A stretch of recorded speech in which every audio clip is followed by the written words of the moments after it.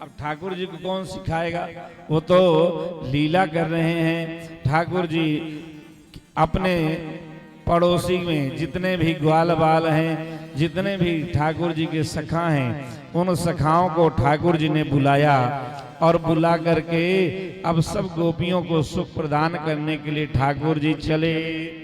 एक गोपी ने बढ़िया सुंदर दही बिलोय दही बना के रखी और मूढ़ा के नीचे रख के मूढ़म बैठ गई और कन्हैया को बुलाए रही भाव से कि आ जाओ लाला, अपनी मैया को ही सुख दे रहे हो, हमें भी यहाँ आकर के हमारे साथ भी लीला करो, बाल लीला। क्यों? क्योंकि वो जितनी गोपियां हैं, यह गोपियां बड़े बड़े ऋषि मुनि महात्मा ही गोपी बन के आए, जिनके साथ प्रभु बाल लीला कर रहे हैं। वह गोपियां भगवान को बुलाती हैं। भगवान आए ग्वाल वालों के साथ और मूढ़ा के नीचे दही रख करके बैठी थी। गोपी ने कहा, लाला कन्हैया, आपको तो दही की, माखन की, दूध की खुशबू आवे, आप खुद खोज लो कहाँ रखा है। ठाकुर जी तो पहचान गए कि नीचे मूढ़ा के नीचे रखी है।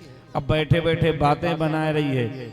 उसी समय ठाकुर जी ने अपने नेत्र के इशारे से ग्वाल वालन से कही कि जाओ बछड़ा खोल दो।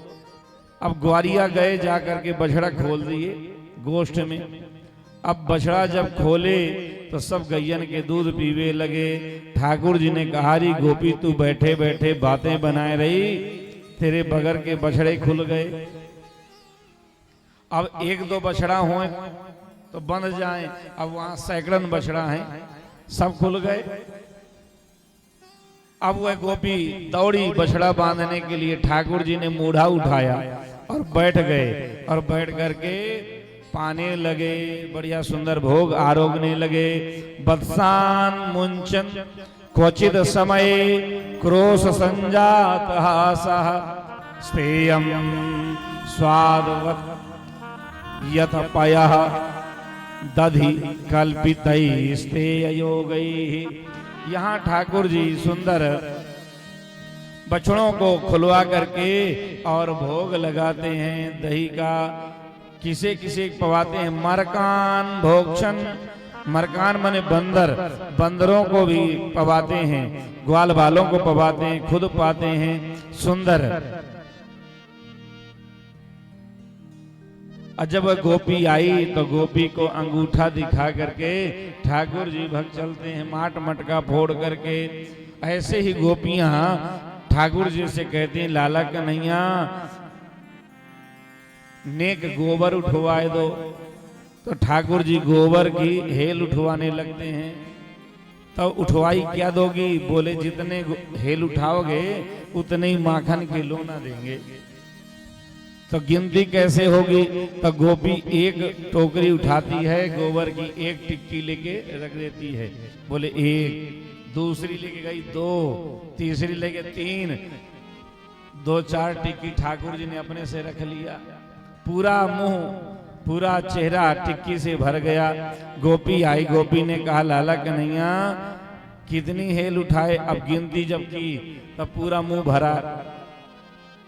गोपी कहने लगी, लाला कन्हैया इतनी तो गोबर की हेल उठवाई ना है जितनी टिक्की रख लियो। आपने तो बेईमानी करी माखन के ताई।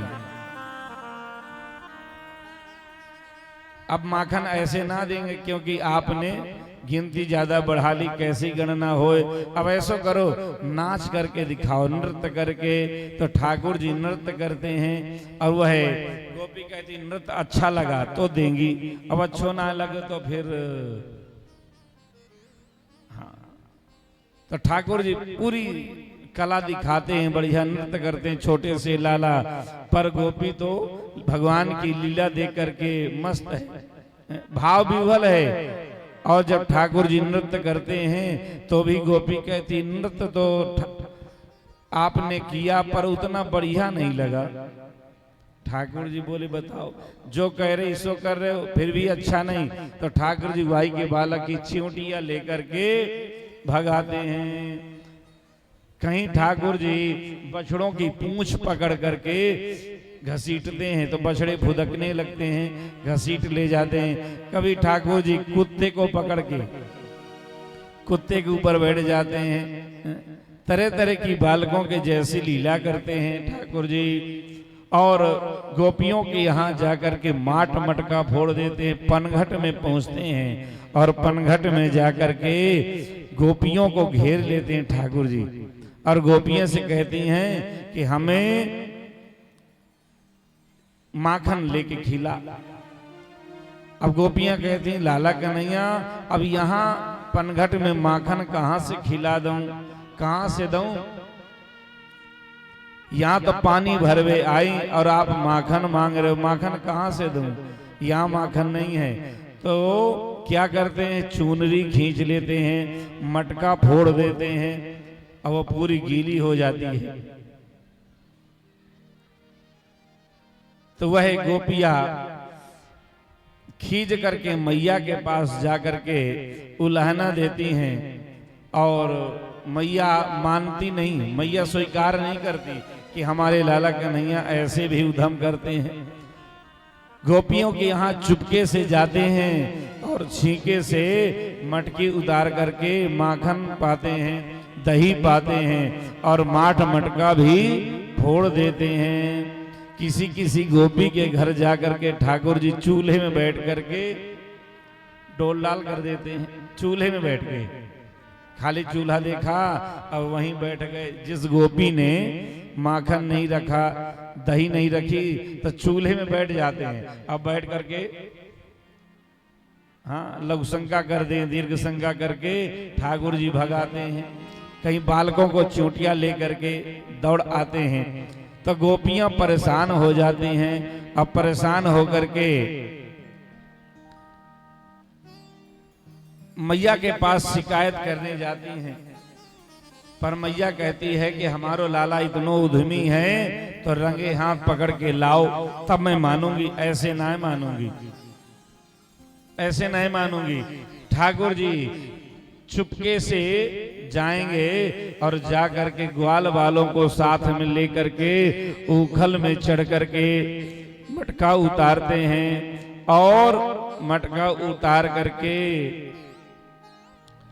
सुंदर माखन पाए और गोपी को बांध देते हैं रस्सी से और बांध करके गोपी को भी पवाते हैं कि ले तू भी चख ले कंजूस, दिन भर दूध और दही घी यही जोड़ने में लगी, खुद नहीं खाती, सूख गई, ले नेक पाले। तो ठाकुर जी उस गोपी को भी पवाते हैं, स्वयं पाते हैं और अंत में खोल देते हैं, मटका फोड़ के चल देते हैं।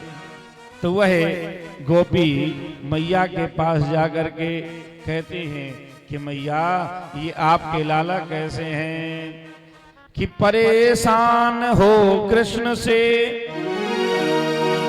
परेशान हो कृष्ण से, गोपी मन अकुलाई, माँ यशोदा के सामने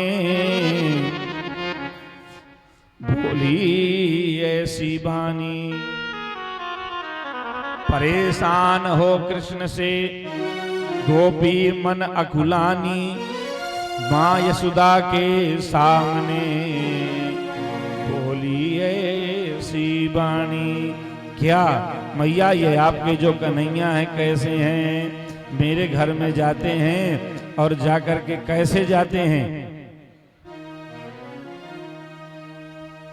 कि चोरी से, अरे चुपके से मेरे घर में पीछे से माखन चोर आया, मटुकिया फोड़ आया, माखन चोर आया, मटुकिया फोड़ आया, माखन चोर आया, मटुकिया फोड़ आया। चोरी से चुपके से मेरे घर में पीछे से माखन चोर आया, मटुकिया फोड़ आया, माखन चोर आया, मटुकिया फोड़ आया, कि माखन चोर आया,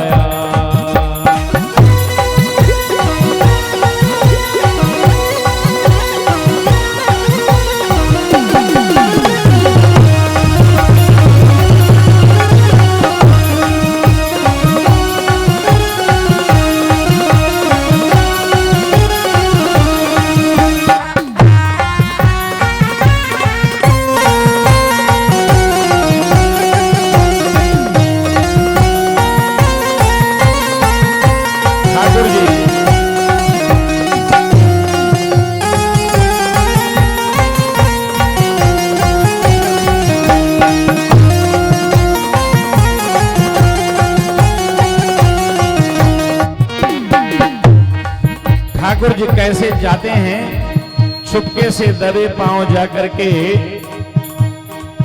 चुपके घर में घुस के, चुपके घर में घुस के, वो माखन सारा खा जाता, वो माखन सारा खा जाता। निज संग में है यशोदा मैया, निज संग में है यशोदा मैया, वो बाल बाल को ले आता, वो बाल बाल को ले आता। सुन मैया जय जय। तेरो छैया, जय जय। सुन मैया तेरो छैया, सुन मैया तेरो छैया, माखन चोर आया, मटकिया भोर आया, माखन चोर आया, मटकिया भोर आया। माखन चोर आया, मटकिया भोर आया।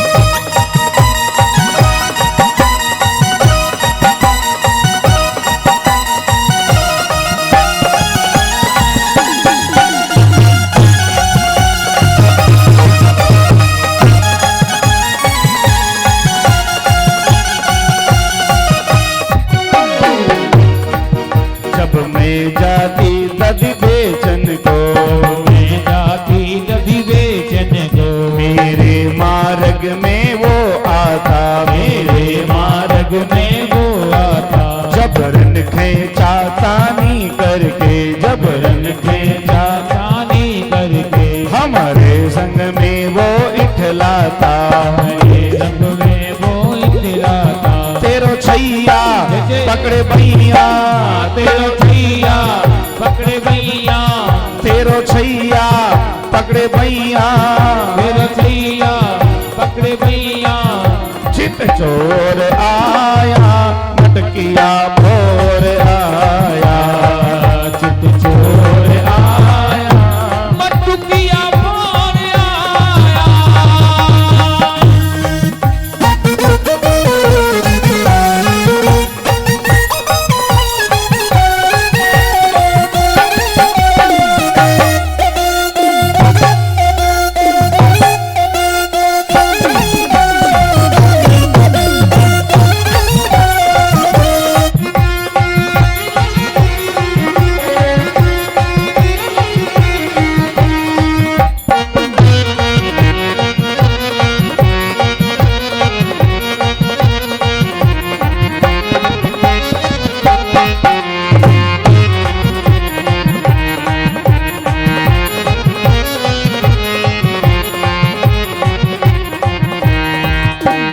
चोर आया, मटकिया भोर आया, माखन चोर आया, मटकिया भोर आया, माखन चोर आया, मटकिया भोर आया। माखन चोर आया, मटकिया भोर आया।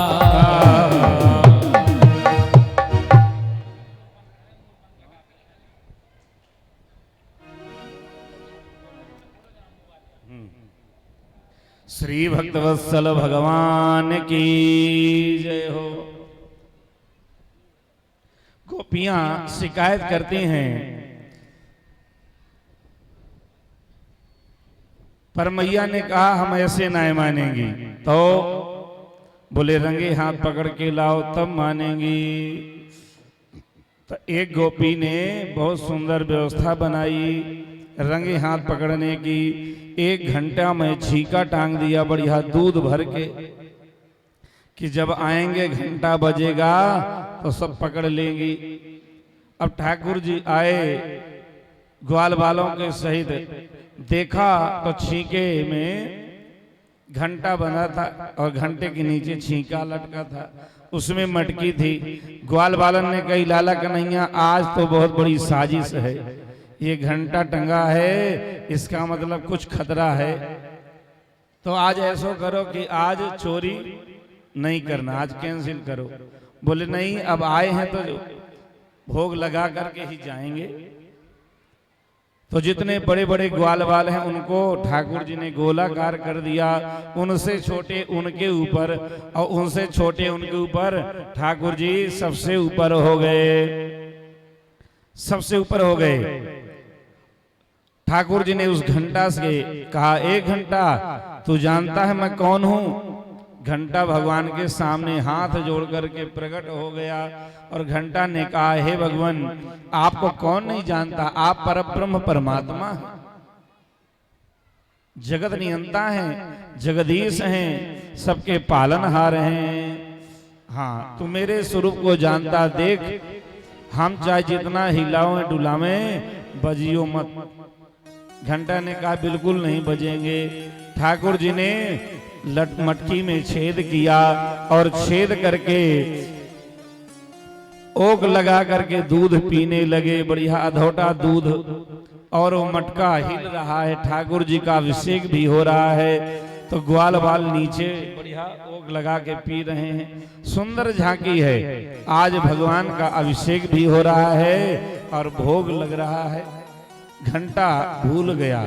घंटा ने विचारा कि जब मंदिर में भोग लगता है तो घंटा बजाया जाता है और यहाँ ठाकुर जी का अभिषेक और भोग दोनों हो रहा है और मैं शांत बैठा रहा हूं। घंटा जोर से टन टन टन टन टन बोलने लगा। गोपी लठ लेकर के आई। ग्वाल बालन ने कही, देख लाला आ गई गोपी, अब अच्छे लठ घलेंगे। ठाकुर जी बोले चिंता मत करो, जैसे हम करें वैसे ही करो। क्या करें? बोले मुंह में दूध भर लो। ठाकुर जी ने भर लिया।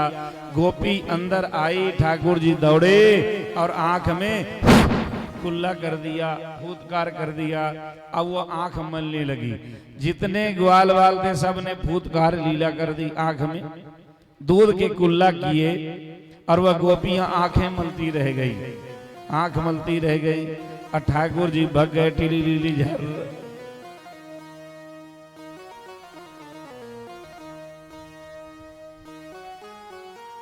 ठाकुर जी ने पकड़ाई नहीं दिया। जब पकड़ में नहीं आए, एक गोपी ने पकड़ने के लिए कहा और ठाकुर जी को बुलाया। ठाकुर जी आए तो उसने पीछे से आकर के पकड़ लिया और पकड़ करके लेके जाने लगी मैया के पास। ठाकुर जी ने कहा, गोपी तेरे हाहा खाऊं, तेरे पैया परूं, मैया के पास मत ले जा। बोले ना, मैं तो लेके जाऊंगी। चल पड़ी। ठाकुर जी ने कहा, तू जा तो रही है पर नेक घूंघट कर, बाहर तेरे सास ससुर बैठे बड़े बूढ़े, अब तू ऐसे ही जाएगी? ठाकुर जी ने कहा तो उसने घूंघट किया। अब घूंघट जब किया तो कुछ दिखाई ना दिया, क्योंकि उस समय की जो साड़ी थी और आज की साड़ी ऐसी छन्ना जैसी है कि घूंघट के अंदर से सब दिख जाए। और वो घूंघट करके गोपी चली, मस्ती में चली जा रही है कन्हैया को पकड़ करके। ठाकुर जी ने उसी के बालक को बुला लिया और बुला करके साथ में चल रहा था। ठाकुर जी ने कहा, रे गोपी देख, तू गैयन की सेवा करे, सानी बनावे, गोबर पाथे, तो तेरे हाथ बहुत कठोर है गए। अब मेरी नरम कलैया बहुत कष्ट दे रही है तेरे हाथ, तू ऐसा कर, या हाथ छोड़ के आई पकड़ ले। तो अपनों हाथ छुड़ा करके वाई के छोरा को हाथ ठाकुर जी ने पकड़ा दिया और भाग गए। अब वह गोपी पहुंची, अरे यशोदा, रंगे हाथ लेके आई हूं आपके छोरा को, देख लो। आप कहती हो ना कि हमारो लाला चोरी ना करे, हमारे घर में काऊ बात की कमी ना आए, देख लो। मैया आई। मैया ने कहा, बावड़ी पागल, देख हमारो छोरा के तेरो। घूंघट उठा के देखा तो भाई को छोरा। एक थप्पड़ उसने लगाया कि मैंने कन्हैया का हाथ पकड़ा, तू कहां से आ गया? और मैया ने कहा गोपी हमारे छोरा को बदनाम करो, हैं? वैसे भी दिखौआ नहीं आ रहे देखने वाले, और इस प्रकार से चोरी का इल्जाम कर करके तुम लोग बदनाम करो, अपने छोरन को पकड़ के लाओ और हमारे छोरा को बदनाम करो, हैं? अब वह गोपी बिचारी कुछ बोली नहीं, चली गई मुंह लटका करके। ठाकुर जी ने कहा क्यों? पहुंच गए पीछे से। ठाकुर जी ने कहा क्यों? बड़ी सिंहनी बन रही थी, पकड़ के दिखाऊंगी, हैं? अब की बात तेरे छोरा को हाथ पकड़ायो और अगली बार तेरे खसम को हाथ पकड़ाए दूंगा।